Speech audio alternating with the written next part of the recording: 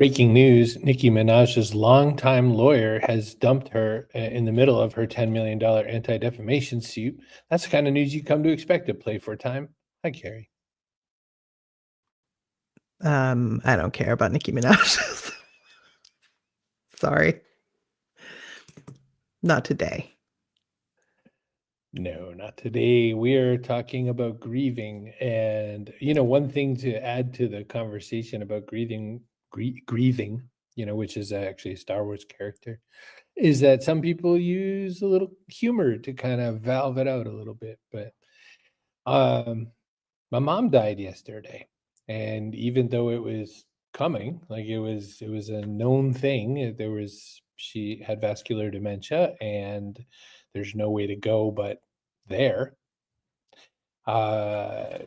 She died yesterday. So for me, I've always, when I have my most anxieties, when I have my most comedy. So I think it's just kind of an emergency valve. How are you in that regard when it comes to grief? And hello, everyone. Good to see you for this episode.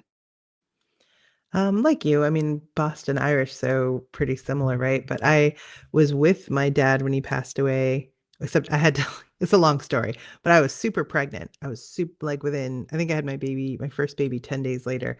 And my mom is a smoker. So my mom had like toddled off to go have a cigarette. So my dad is like dying. And I don't know why everyone nominated me, but I had to like waddle outside to go get my mom and then come back to drag her in. So yeah, it was wild, but I got to be there. And suffice it to say that we were already like it was a very emotional moment for all of us, obviously. But right after we were sitting outside in the hospice had like a sort of like a living room setup. And so we're all sitting out there and we're like, well, I guess we have about half an hour to 45 minutes to really go crazy with those credit cards before anybody figures it out.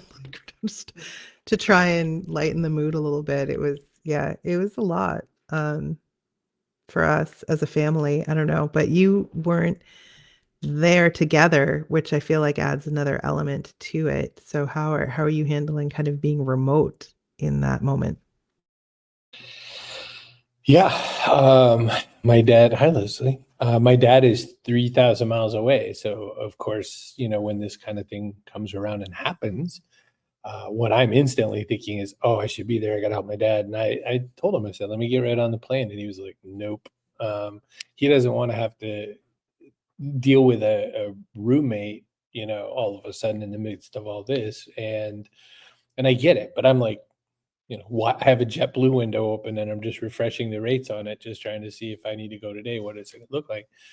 Um, I don't, I haven't been faced with that experience of being in the room and watching a last breath. And by the way, I mean, my mom went the second best way I think you could die. She went super quiet, inner sleep, super ultra peaceful.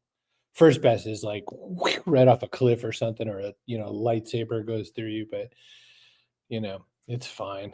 Um, I think that I think being there, I mean, everyone wants to be there, right? Like the minute someone's passed or is passing, you want to be there and kind of offer your support. But there's so many ways to do this, and I don't think there's any one right way or wrong way. So I think you have to at least reach out and connect with the people that you care about and try to gather them close. Um, I wonder if, like for you, I wonder if being there was helpful because everyone was there, or do you also have to manage kind of the different energies in a room when you're there? It was interesting. The When my dad passed away, the people at the hospice had said how nice our family was. Like they'd seen a lot of families, obviously, in that type of moment. And I guess the way we were was good. I don't know. We were just trying to we were trying to, for one thing, be mindful of the fact that science says that one of the last senses to go is hearing. And so we were like, I mean, obviously, apart from the crying, which is unavoidable, but we were aware that, maybe dad could still hear us for a while. So we were just talking about kind of like reminiscing and stuff. So that was how that was. I didn't find it like an additional thing to manage. I found it comforting because my family was there. I mean, everybody was there. It was wild. It was like my mom, my sister, my sister's family, my brother, his wife at the time, and their kids. Like we just all were there because it was a Sunday. So that was one experience. The other experience I had was when my mom passed away. She, by the time I got there, was not speaking or anything and was already kind of non-responsive. So, I mean, I was there. My brother, my sister were there. My brother's now ex was there. So again, we were gathered together, but it wasn't the same because my mom had not been able to talk to any of us. But my mom also suffered from dementia, so she'd been like mentally kind of gone for a while. But was it helpful versus burdensome? I think so.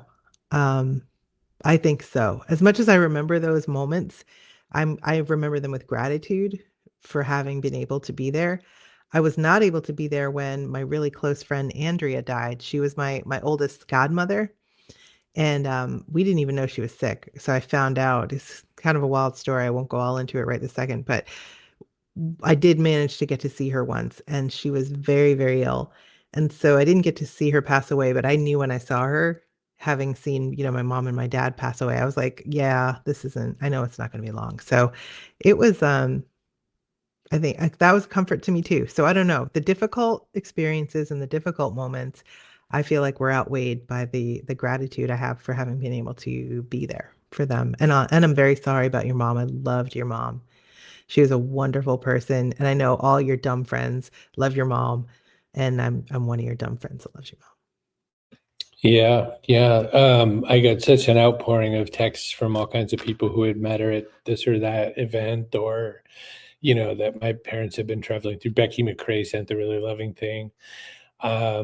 Leslie says, my sisters and I were able to be with mom for the last week of her life. We literally moved into her hospice room with her, and it was remarkably quiet when the time came, and she slept away. I knew Leslie's mom too. We hung out, and I know her parents, and they're super fun. And my her dad worked where my gramps worked, and so that was kind of we'd known each other in grade school and all that.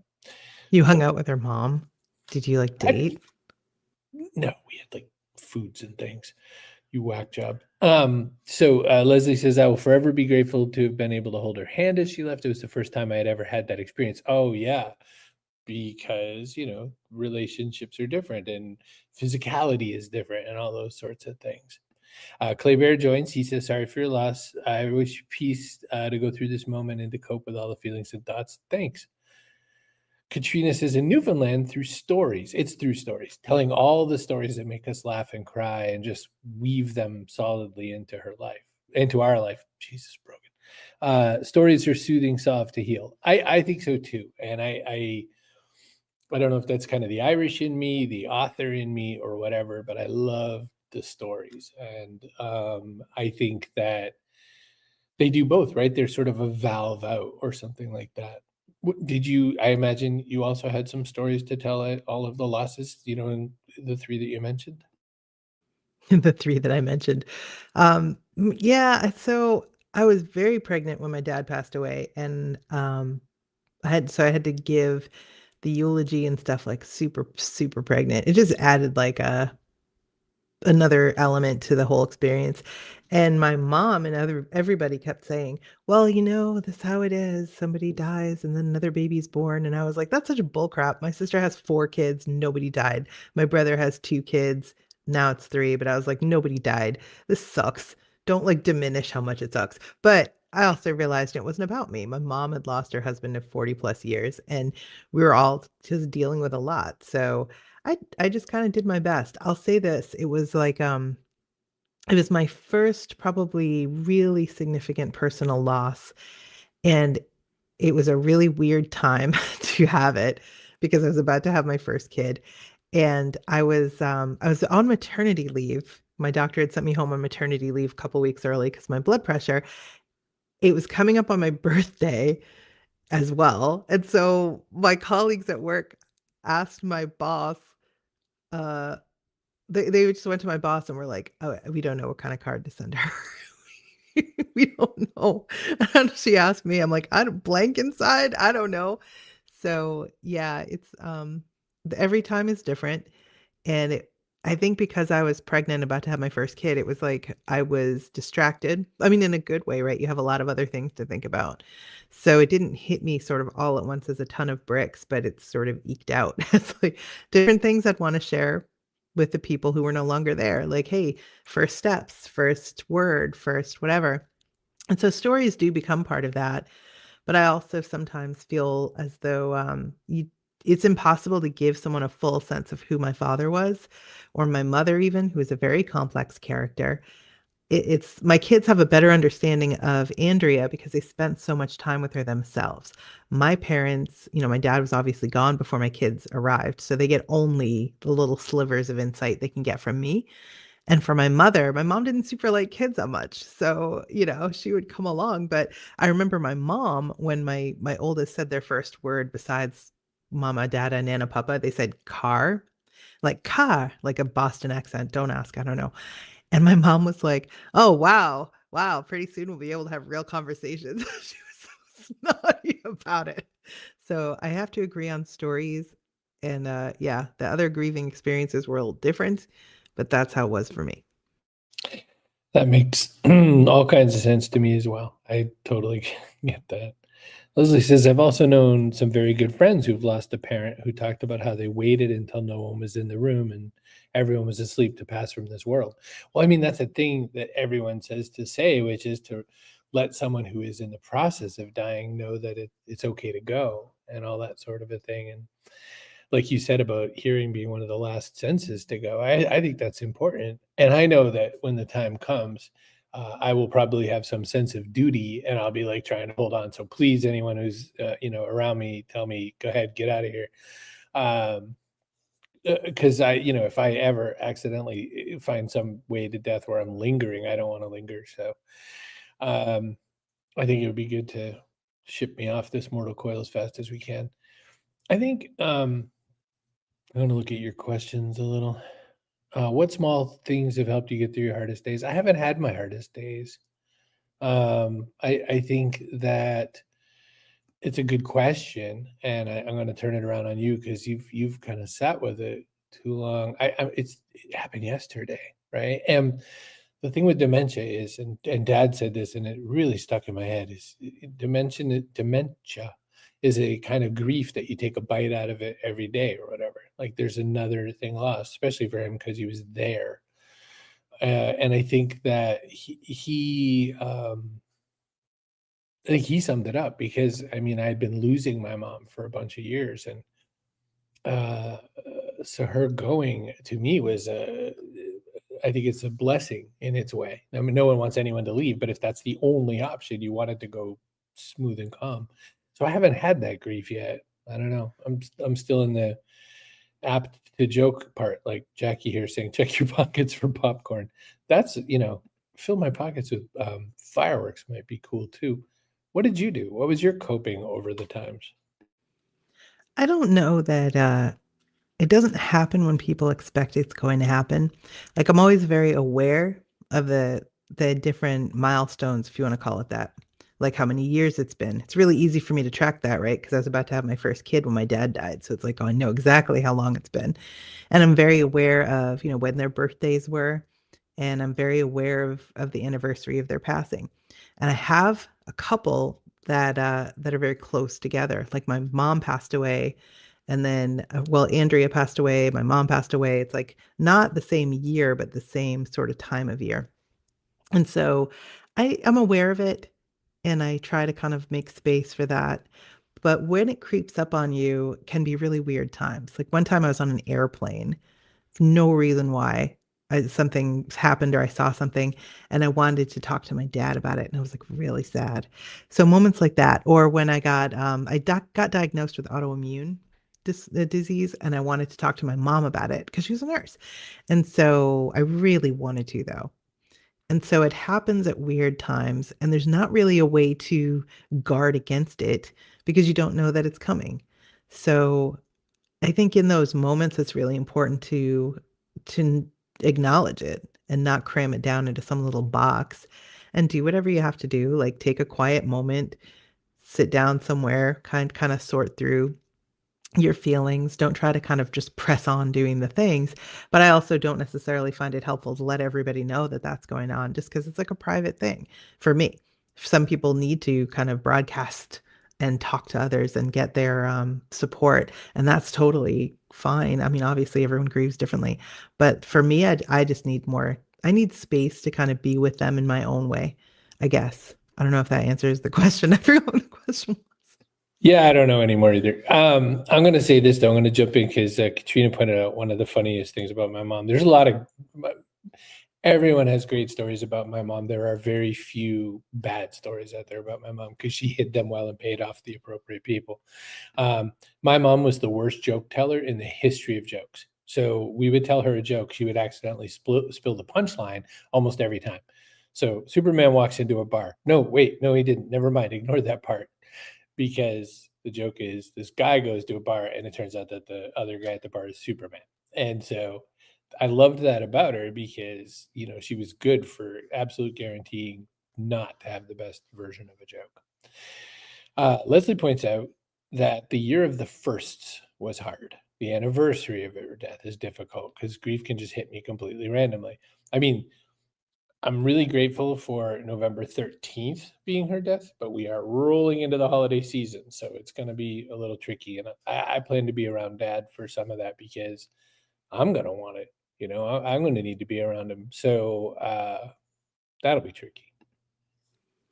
That's always the case. So I had found out that my friend was very sick, Andrea, and it was October. I was going to be in her city for an event. That's why I found out in October. She had been very sick since like April, and but in her religion, you don't talk about it. They were Christian scientists, so we had no idea she was even sick. We're just like, wow, she's not calling a lot. Maybe I'll go see her. And anyway, long story short, it was right around Halloween. So I think she passed the night before Halloween, and the day of Halloween, I found out. And my kids were still young at that time, not toddlers, but young, and they were looking forward to Halloween. So we didn't tell them until, after everything. It was probably the hardest thing I've ever had to do because they weren't close to my parents. So when I had to tell them about my parents passing away, I could kind of keep it together because they were okay. But this was hard because they took this loss extremely hard and they're so young, and it was really unfair in so many ways, because another part of the Christian Science religion is you don't seek out medical care, you pray. So it was like how much of it was preventable. It was a lot to unpack, but I didn't talk about that with them either. They didn't need that. But that was hard for me, was that moment. But it was Halloween. So it's like what days it happens, obviously you do not get to choose. What you do get to choose is what you do with the information at the time. Because a lot of really well-meaning people will jump on it as soon as they have the information. But if it's too soon, like you've just found out your friend passed away or your mom passed away, you need a few minutes to, by which I mean a day, 3 days, a month sometimes to really sit with it and get your head around it and start doing what you need to do. Yeah, for sure. Chloe brings up the old backpack show. I had not remembered this episode, and then she brought it up. She said, I always think of your episode with Bernadette Pleasant, where she said, grief needs a witness, and grief is love with nowhere to go. I like that one. Ever since hearing that, it helped me sit with it. So I think that's a real powerful one.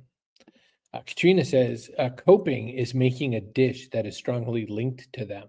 Deviled eggs. Ooh, deviled eggs, please. And making them and serving and eating them makes me feel like they're with us. That ritual transmits it. Yeah, my mom, my dad, I think, is a great cook. My Grammy was the world-class best cook. And but my mom would bring deviled eggs to parties, and they were kind of legendary back in the way old days. Jackie says, grief is love run backwards, from Leith Ross. Don't know that song. So there's no one way to grieve. And I even find that with each loss, it's different depending on the person. that you've lost. Sometimes they they didn't permit you to have, like, let's say, a normal mother-daughter relationship, right? Maybe they were a complicated person. So whether you're close in the traditional expected way or whether you're not, losing somebody like that, it's like a pillar in your world, and it's gone now. So you have to adjust everything because there's no other way to do it. Like your world, your life, your emotional self, you have to rebalance a little bit. And there's people who say, "Oh, they're not gone." And that's true in, like, the realest, truest sense. They're not gone. They formed a part of who you are. But, in the other very real sense, you can't talk to them the way you used to. So for you, they feel gone. One thing that helps me a lot is that my friend Andrea had actually written a note to my kids when their friend at school passed away, which, like I said, they were very young, so it's kind of insane they even had to deal with something like that at such a young age. But she wrote them a note, and it's so helpful that I've actually shared it with people since. So if is it cool if I read it? Do you think? Okay. Have you ever watched a bird fly away and then it becomes smaller and smaller and then it's just a speck in the sky and then disappears altogether? The bird is still flying even though you cannot see it any longer. In the same way, even though you cannot see your friend Cameron anymore, he's okay too. He is happy and safe and being cared for and loved. The Bible tells us that we will live in the house of the Lord forever. Forever is a very long time. Forever never ends. I love you. She always knew what Oh, to say. it's good to have a friend like that.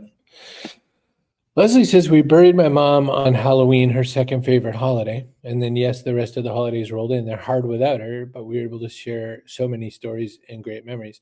I just had when I read that comment, I thought, how I want to, I'd like to be cremated, but then shot out of a t-shirt gun, like those ones that they have at games. I think that'd be a good way to go. Just like Dad says, I've known people who took almost 2 years to start functioning normally again. Yeah, I mean, everyone gets hit a different way, and, especially in the land of social networks, right? We have friends that we see who every day are, like, memorializing their past person, their past parent or something like that, and it is really again, everyone faces it a different way, and I am so the opposite of that. Like, I wanna mark it in my way on my various social networks just for me, so I'll go back and see it, but I am not a Pharisee. I'm not about public grief. So it's I'm Irish. Bury the boy. I'll just take it to the grave with me. I'll sort it all out there. Um, but I think it's important. I liked that thing that Andrea wrote. It's wild that it kind of came back around, and that you were able to read it, for her. It's a beautiful way to eulogize. Bring something up because you shared another poem, and when you were sharing that other poem, we were talking before. It made me think of another poem. I wonder what it is about other people's words that somehow make it better or easier for us. I was curious your thoughts, and also if you want to share that poem. When my dad passed away, we were about to have our first baby, and we were also doing a podcast about pregnancy and stuff. So people were following along with our pregnancy and, like, really excited about, coming to the part where they get to meet the baby. So, yeah, I didn't feel up to it, to doing a show that day. And so I picked a poem that my husband ended up reading, and it was Crossing the Bar, the poem Crossing the Bar. So he read that and just in, like, a, hey, we're not doing a show this week, whatever. And then I ended up reading it as part of my dad's eulogy. So what is it about other people's words? I read another poem at my mom's funeral, because her her her husband that she met later, like, obviously my dad died a long time ago, my mom met someone else, and she found happiness again. So I guess that's one thing to mention. You can find happiness again. My mom did after 40 years with my dad, and then, like, a respectful interval, she met my stepdad and they were happy again. But there was something about the way he loved her that reminded me of The Pilgrim Soul, like that. I can't remember the name of that poem, but it was like, so the pilgrim soul in you and love the sorrows of your changing face. And so I don't know exactly what it is. I think when it's hard for us to find the words, sometimes it helps us to call on someone else's. I think being an author makes this a little trickier for me because I think quoting other people is bullshit because, I'm an author. But I thought about that, and it relates to nothing, but I thought about the movie Four Weddings and a Funeral, which has such one of those meaningful kind of poems. It's called Funeral Blues. It's by W.H. Auden.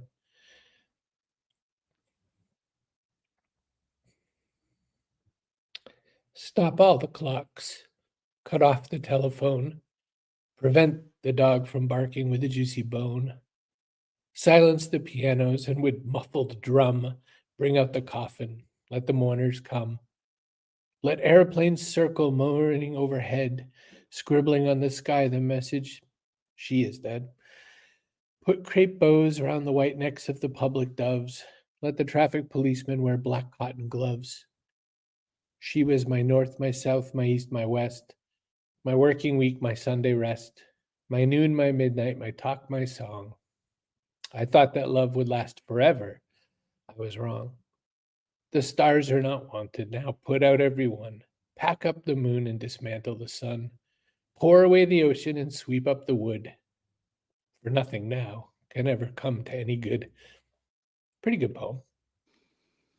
So funny story. My dad, and we were like, no. Yeah, we were like, no. So I'll read the one that I did read at her funeral, which isn't exactly about death, but if you want. Um, it's called When You Are Old by William Butler Yeats.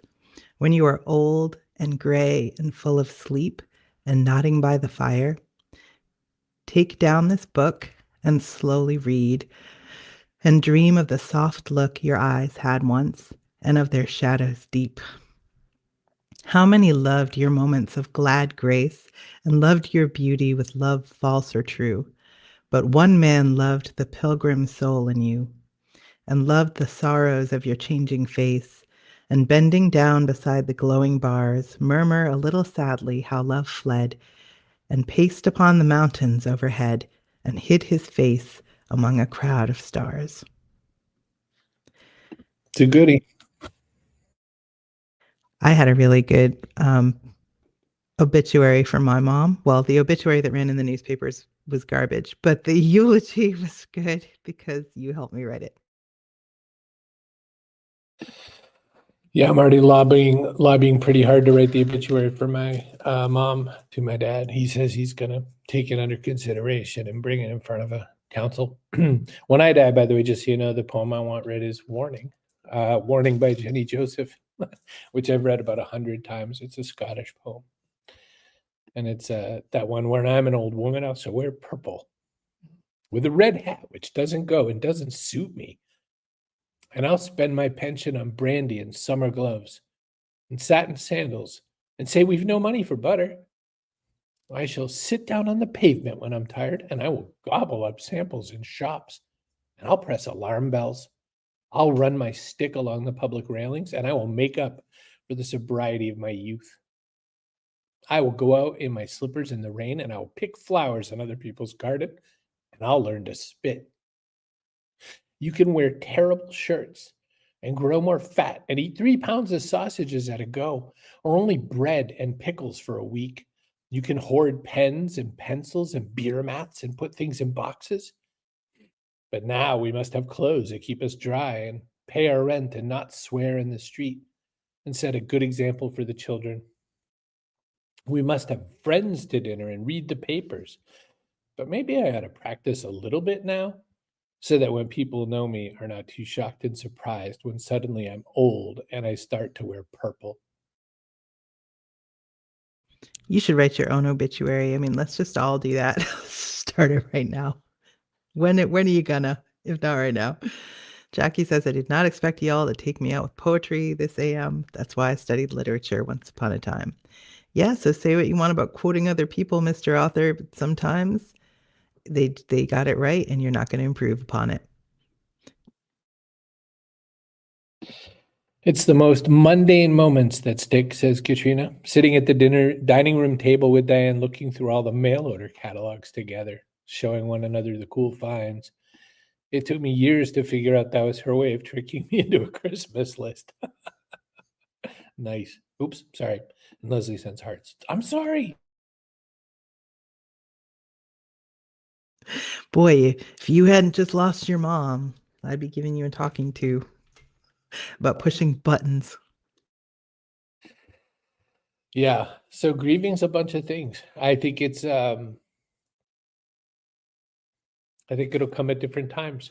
And I have come to understand that left to my own devices, I will not make any grieving happen. Like if I'm like in that silence where I am, but then I'm thinking of the people who are here and have had their experiences, and Leslie talking about her mom, and Katrina, and everybody just saying what they're saying, and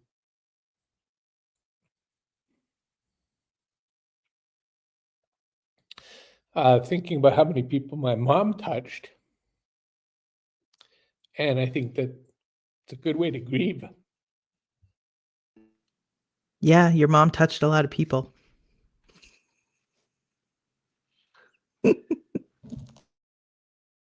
You are something. All right. That seems like a good enough episode to get on at her. Jackie says grief is private and public mixed. Can be. Can be. Any last words? I usually just hang up on you, but any last words? I would say it's never the same for anyone. Like how you handle grief, sometimes things hit you stronger or more than you thought they would. The main thing is to respect someone else's grief. So like we all have our own feelings about your mom and we all are going to miss her in our own way. But every one of us should take a seat to your needs and your dad's needs and your brother's needs. Like there's a hierarchy. So, I'll take my troubles to God is what I always say, but by God I mean like my buddies and or whatever. But if you're having a hard time with grief, just know you're not alone. We've all experienced it, and reach out when you need help. Let me tell you exactly when I will reach out